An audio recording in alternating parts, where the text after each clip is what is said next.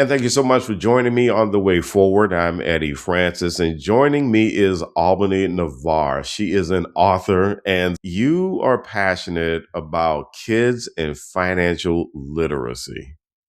So let's start from the beginning. Tell us about your background, where you're from, who your people, all that good stuff, and what's your professional path. I come from an educational background, which was weird because I started out in criminal justice and then somehow I started subbing. And when I started subbing, I became a classroom teacher. And then all at the same time, I also developed an education consulting firm that I have been running for like 9 years in September. So I have training non-traditional and traditional teaching. I've been doing that, like I said, for about 9 years. I have 2 degrees in criminal justice, and right now I'm working on my third, which is a master's in social work, which I left one stressful job to go to another. I don't know why I did that, but I am a local.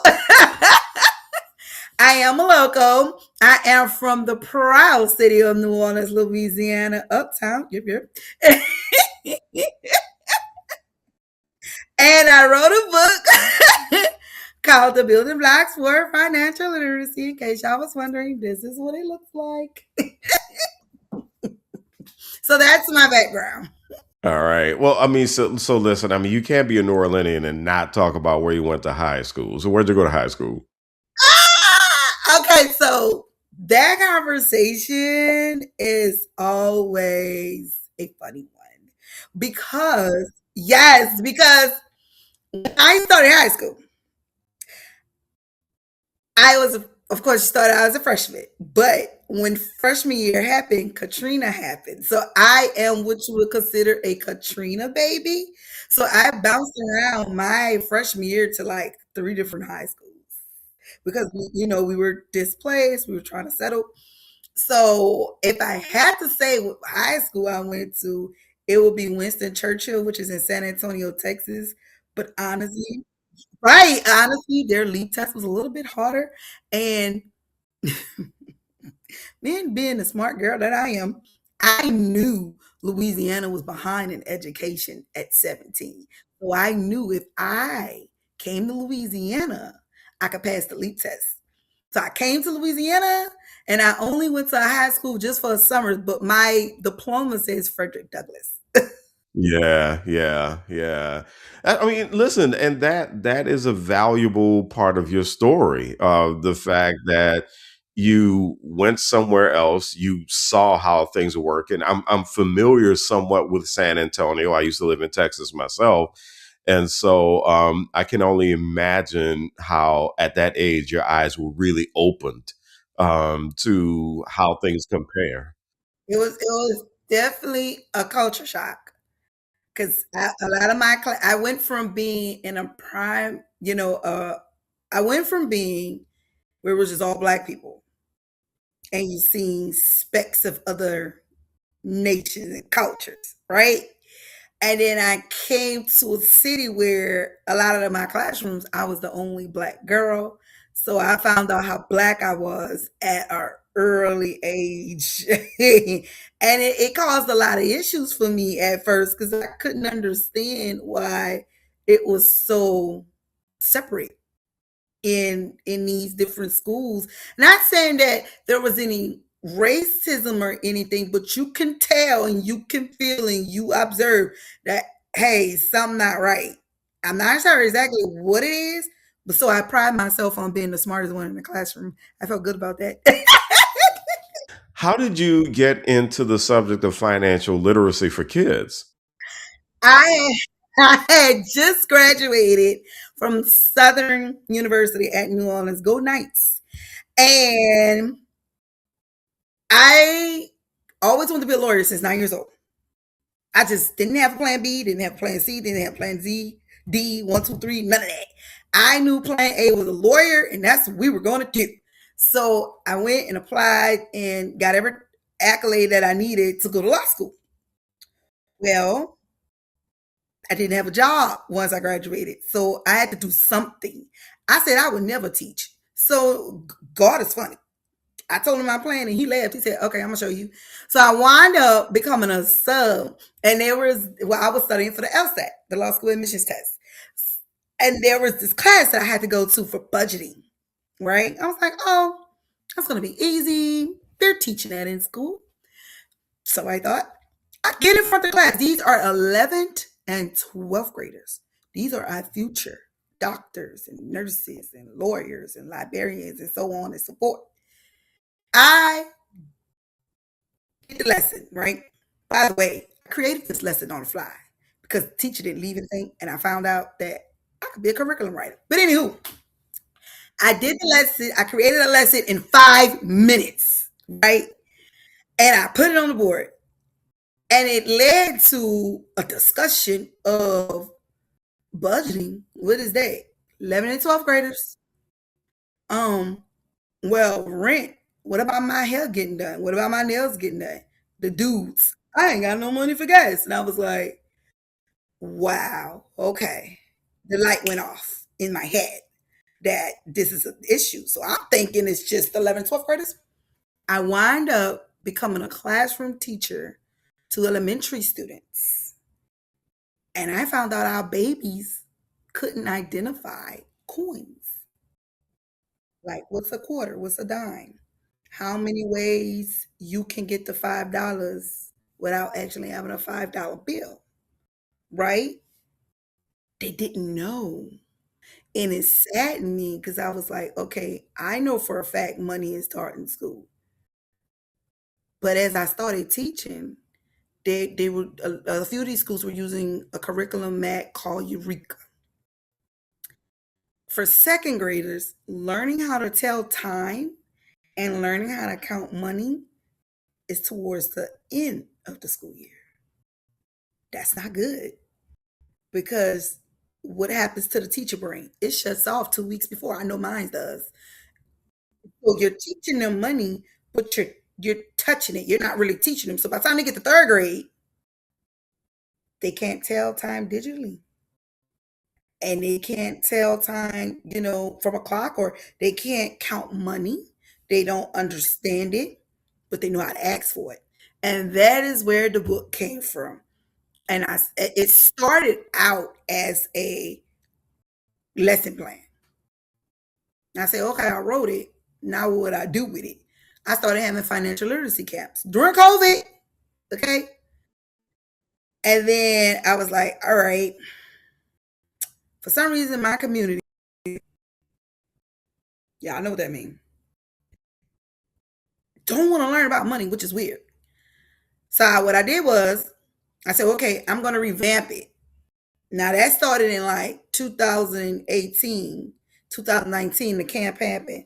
About 20 to 2022, I wrote a whole book because I wanted parents to be able to teach this to their child on the lowest level because I don't want to assume that they know what it is. And that is how the book came about. What were the parents' reactions to what you were teaching and the kind of information you were sharing that eventually went into the book?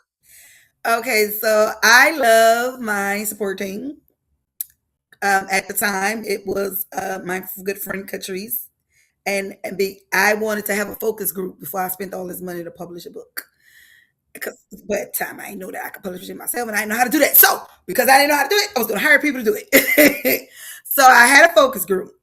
These were adults, were parents teaching their kids financial literacy. And as they were going through the book, there was a lot of, I didn't know that. I wish I would have known that. Now, these are people who are 45, 50, own homes, still didn't know, right?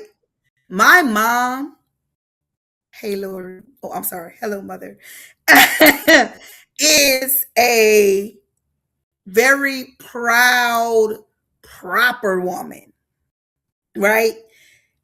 She was my editor before I sent it all to the publisher. My mom edited my book like 2, 3 times. As she went through it, my mom is like 6 years old, I'm not gonna tell that lady age. She ain't gonna beat me from Streetport. She didn't even know like things that could fall off your credit and how long that takes and what can fall off and how to get into the stock market and IPOs and all those big financial words that we did not learn even as children, not my generation, their generation, the generation before them. So it was a lot of oohs and ahs. But when it came out to the public, it was mixed emotions. It was some of them, yes, we need this, we love this. And then some of them turn around and say, oh, but I can't buy it. Or it was, yes, we need this, we love this, and some of them will donate and buy. I have a funny story yesterday, just yesterday. I was just at Girls Who Brunch. Doing what? Selling books. And a grandmother came up to my table and she said, oh, well, these children are going to be with me for 3 weeks and they need something to do. And this is going to be one of our activities. So the grandmother looked to the grandkids, two beautiful girls, and said, y'all want to learn about financial literacy?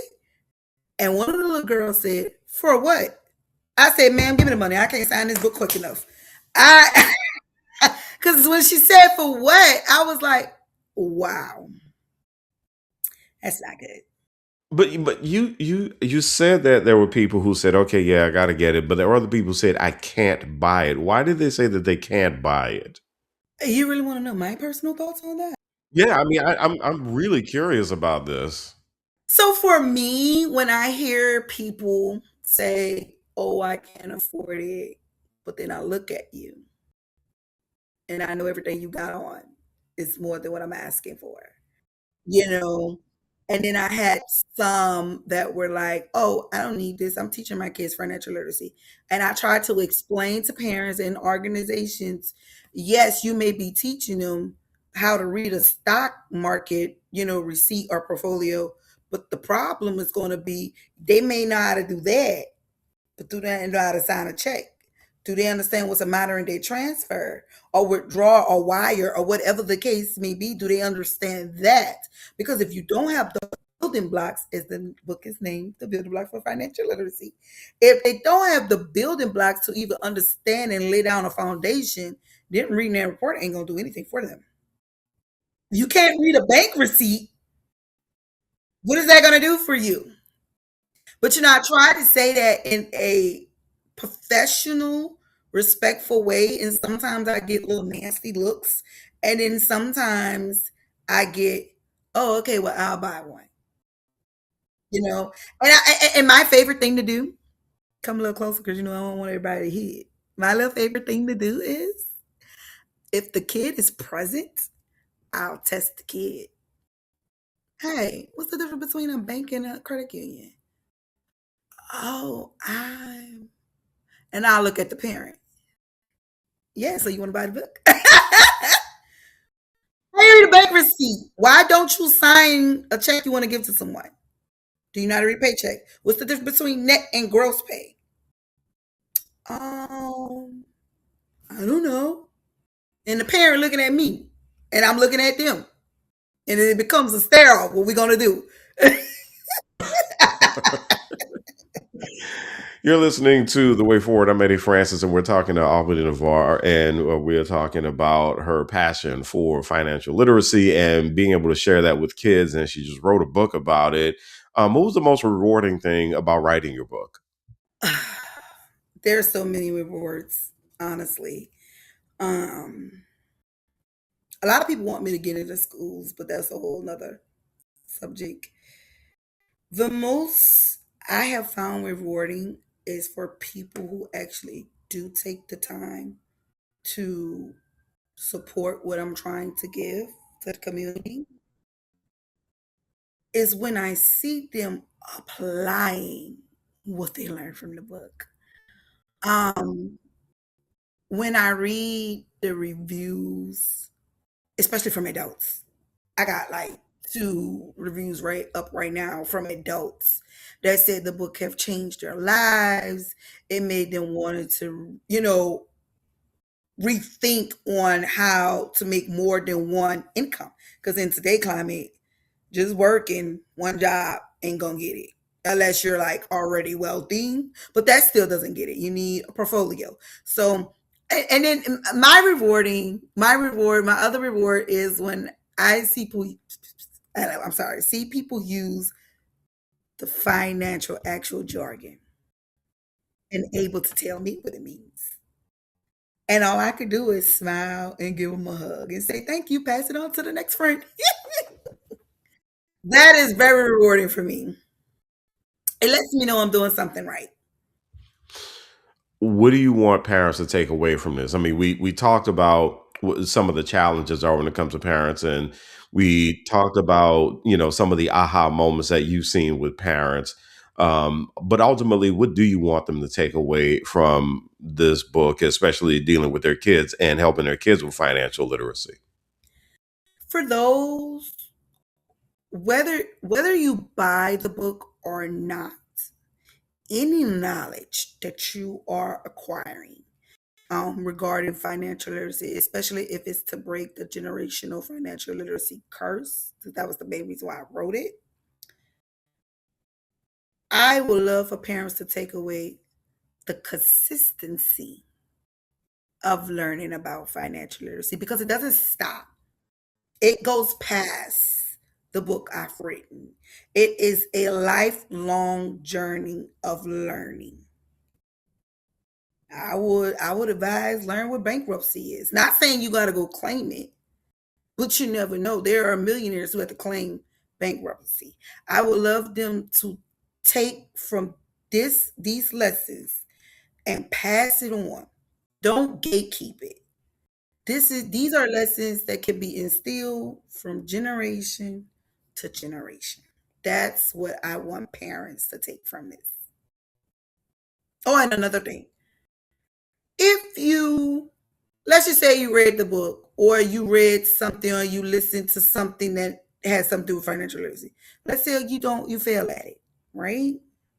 You didn't do it right. You didn't get it right. It's okay.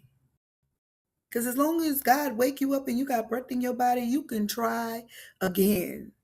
And then don't let the what you would consider a failure, I didn't, define you. It's not a failure, it's a lesson. Because what did we learn from this? And how can we do better? And seek help is what I want you to take from this if you need it. Call me if you need to. And we can do this together.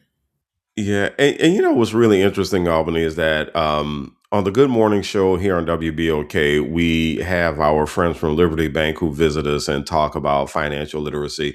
One of the things that comes up in that conversation all the time, and I'm hearing it with you as well, is that finances can be really emotional.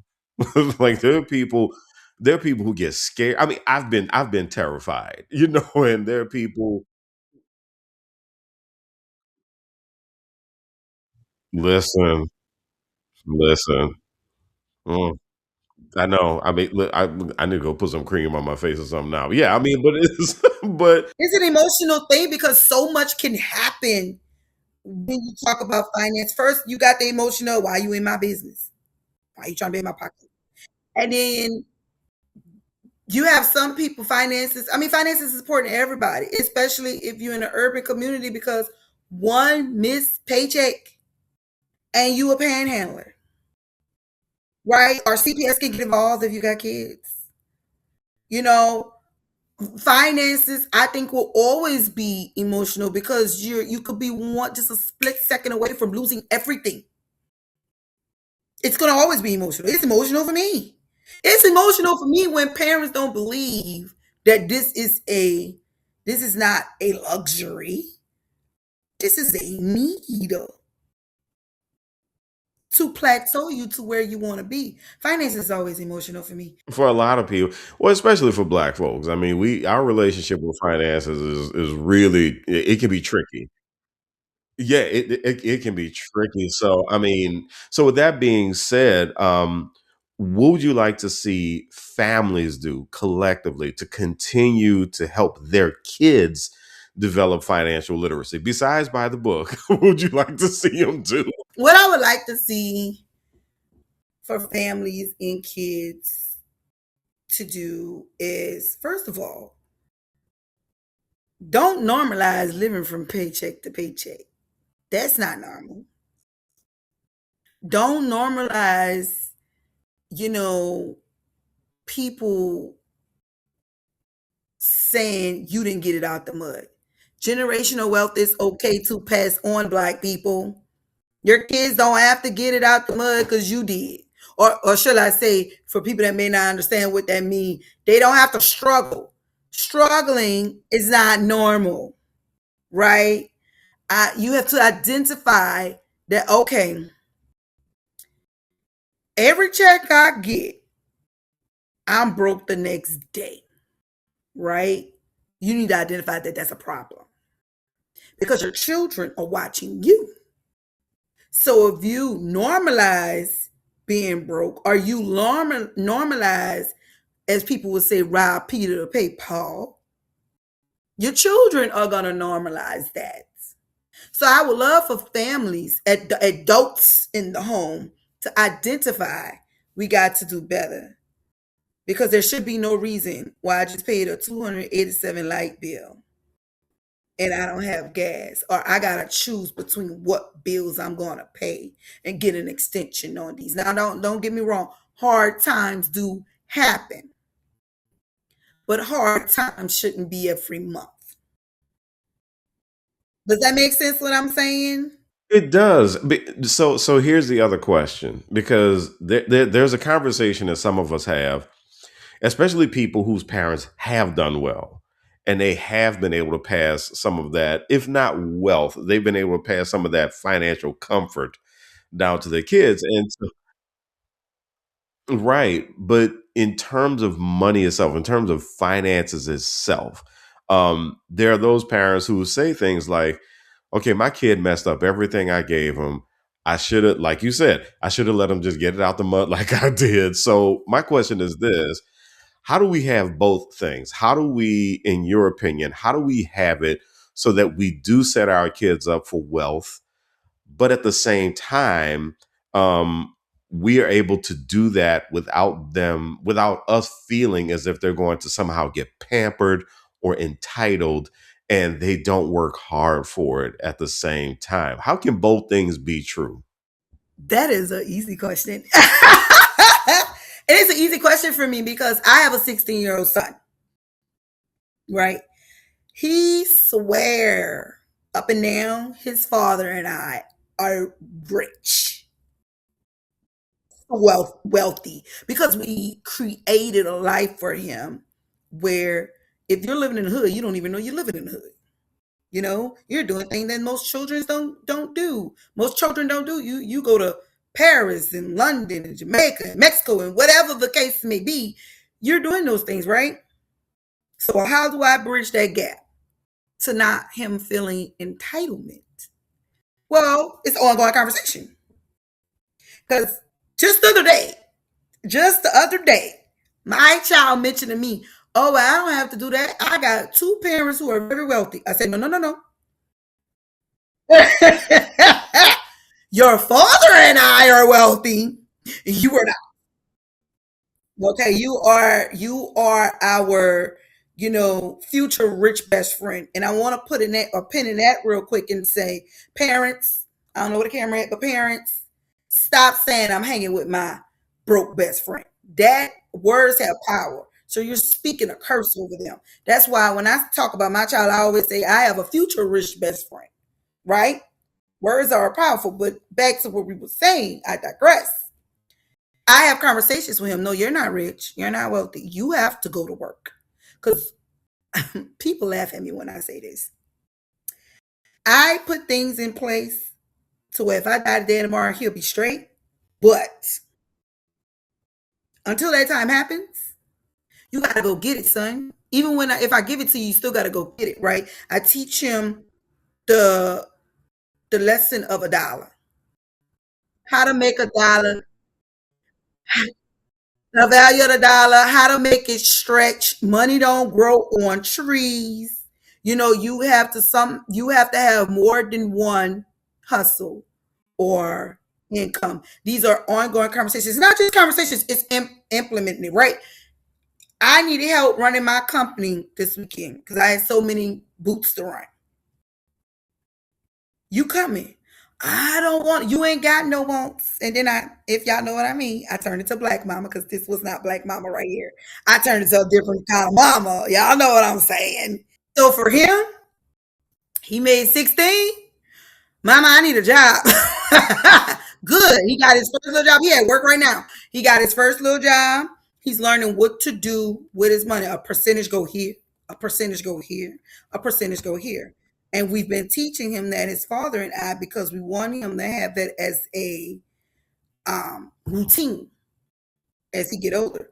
Now, granted, parents, we can teach our children all these things and they still do what they want to do.